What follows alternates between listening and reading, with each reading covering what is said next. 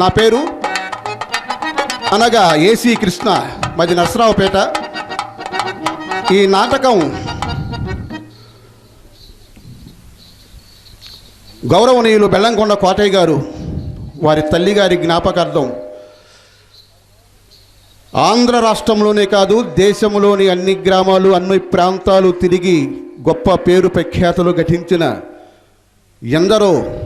ఎందరెందరో ప్రఖ్యాత నటులతో ఈ కార్యక్రమాన్ని ఏర్పాటు చేయటం అనేది సామాన్యమైన విషయం కాదు. బెల్లంకొండ కోటయ్య గారు, వారి బ్రదర్స్, వాళ్ళ కుటుంబ సభ్యులందరూ కలిసి ఆమె గారు పోయిన కాడి నుంచి కూడా కష్టపడి ఎన్నో కష్ట నష్టాలకు ఓర్చి శ్రమపడి ఈ కార్యక్రమాన్ని సమకూర్చినందుకు వారికి శ్రమకు ప్రతిఫలంగా ఒక్కసారి మీరు కృతజ్ఞతలు తెలియజేయవలసిందిగా మనసారా కోరుకుంటూ ఈ నాటకాన్ని శివరంతా చూసి మమ్మల్ని ఆశీర్వదిస్తారని మనసు పూర్తిగా కోరుకుంటూ నాటకాన్ని ప్రారంభిస్తున్నాం.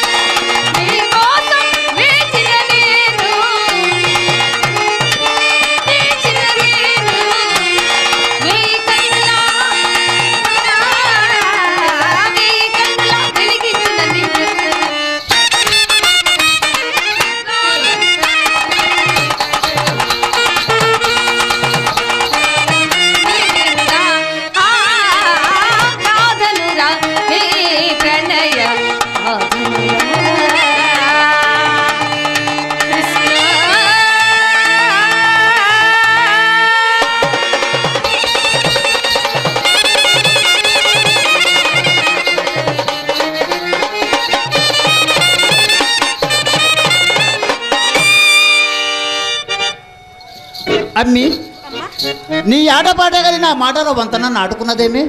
ఏ మాటమ్మా? నా మాట నీకు ఏ మాట? అవునులేమ్మా, నేను నీకేం చెప్పలేదు కానీ ఆడుకొని పాడుకోమ్మా. అబ్బా చెప్పవే.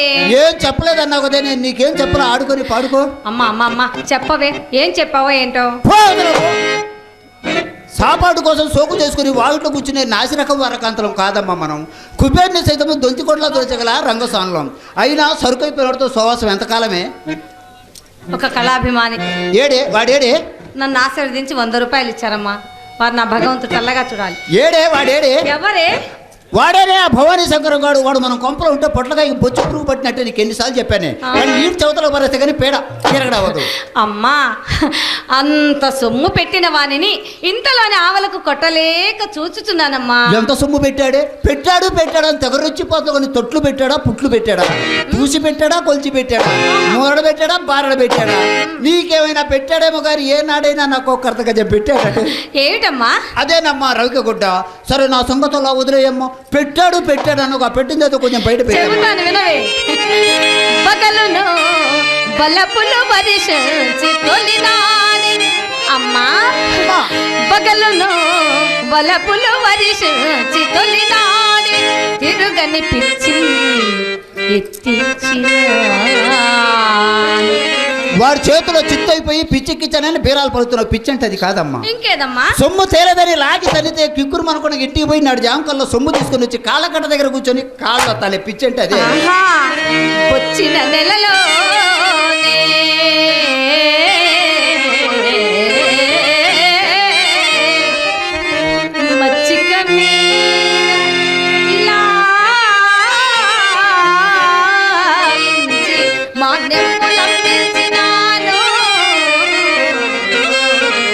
మాన్యాలు మన కోసం అమ్ముతారంటే చస్తే అమ్మరు. ఇంకెవరి కోసం? కట్టుకున్న పిల్లాన్ని 2 కళ్ళతో చూడలేక మద పిచ్చి పెట్టి మత్తు పానీయాలకు అలవాటు పడి మన కొంపల పైకి ఎగబడతారు. మనం మెప్పు కోసం అప్పు చేసి మాన్యాలు ఏమైనా నమ్ముతారేమో కానీ మన కోసం చస్తే అమ్మరు.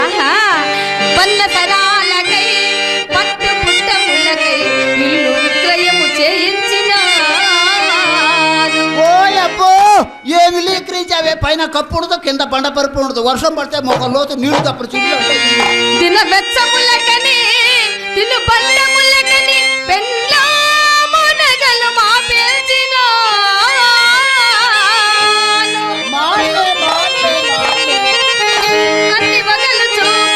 ఇన్ని రీతుల మాపి చుట్టులింతలోనే ఏగుమందు అతడు సురన్న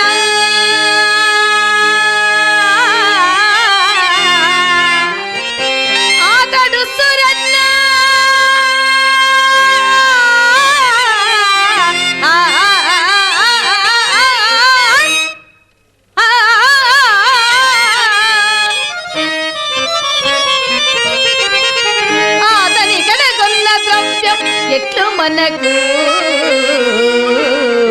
దక్కునమ్మా.